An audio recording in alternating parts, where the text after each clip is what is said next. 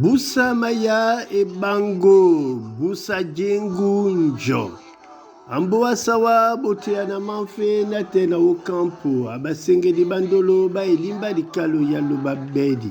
Abinyo bese lo kotome bosoba jenela nyule kun la di kalo TV. Mboa loba bedi na sango nyamboa, wonjamuna loba bedi. Tete pisa ndumba kinya maso, ba masoma owa bunyaba bwam. Na nyamatika asibeno manyaka na menepende ebongwe mboa asibino wolo. Amboa sawa bote ana manfe na tena o kampo. Ebonde bewekedi aboli owa belongi. Abola pe owa sontane la mambo. Ebonde bewekedi aposi wana obeka etrunkana o oyene trikana mundi alomno owa. Amboa sawa miso me kongongo mese masokome yete owa onyolo keyende nyolana okusa nemo lambola tobo tobo. Yete na oponda kwan la sono disita diswabe. Oyin ponda wenge sono yini nikabende owasa matanga manguba mkubo. Amboa sawa wemaso iyo bunya na bunya te be jangwa liye bese nginyampedu ubedno.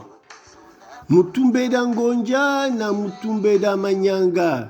Njaso umaposono uwele udialongo la mume. Mutumbeda ngonja na betate di bamboa. Mutumbeda manyanga pe na bwesiki.